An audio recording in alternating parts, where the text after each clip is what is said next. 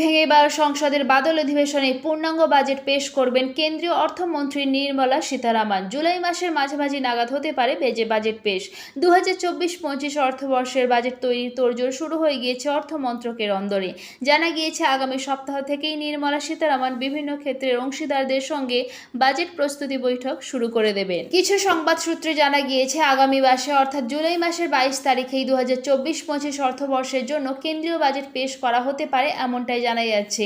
প্রধানমন্ত্রী নরেন্দ্র মোদী তৃতীয়বারের পর্যায়ে শুরুতেই কেন্দ্রীয় পূর্ণাঙ্গ বাজেট পেশ করবেন নির্মলা সীতারামন, যা আদপে খুবই গুরুত্বপূর্ণ হতে চলেছে। বর্তমান সরকারের আমলে একটা নতুন আর্থিক নিয়ম নীতির সম্পর্কে জানা যাবে এই কেন্দ্রীয় বাজেটে। মোদী সরকারের প্রাথমিক লক্ষ্য কৃষিক্ষেত্রে বর্তমান সমস্যা দূরীকরণ, কর্মসংস্থান বৃদ্ধি, মূলধন ব্যয়ের গতি হ্রাস ধরে রাখা, রাজস্ব উৎপাদন বৃদ্ধি ইত্যাদিকে কেন্দ্র করে আবর্তিত হয়। তবে এই পূর্ণাঙ্গ বাজেটে আশা করা হচ্ছে জিএসটি অর্থাৎ গুডস অ্যান্ড সার্ভিসেস ট্যাক্স অর্থাৎ সাধারণ মানুষের করের বোঝা কমানোর দিকেই নজর থাকবে নরেন্দ্র মোদী সরকারের পূর্ণাঙ্গ বাজেটে। আগামী বাজেটে 100 দিনের পরিকল্পনা অন্তর্ভুক্ত করা হবে নরেন্দ্র মোদীর নির্দেশে, এমনটাই জানা গিয়েছে। চামড়া শিল্পের উপর বিশেষ নজর দিতে চলেছে নরেন্দ্র মোদী সরকার, এমনকি এই খাতে বেশ কিছু কর্মসংস্থানও তৈরির চেষ্টাও করেছে নরেন্দ্র মোদী সরকার।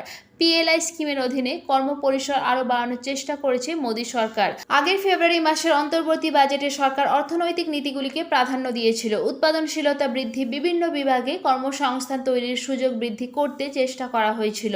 এবারে পূর্ণাঙ্গ বাজেটে কোন খাতে নজর থাকে তার অপেক্ষায় শুধু। কিন্তু কেন্দ্রীয় বাজেটে বাকি ক্ষেত্রগুলিতে কি থাকবে তা নিয়ে এখনো জল্পনা শুরু না হলেও অন্ধ্রপ্রদেশ এবং বিহার এই দুই রাজ্যের জন্য বিশেষ উপহার থাকতে চলেছে বলেই মনে করছেন রাজনৈতিক বিশ্লেষকরা।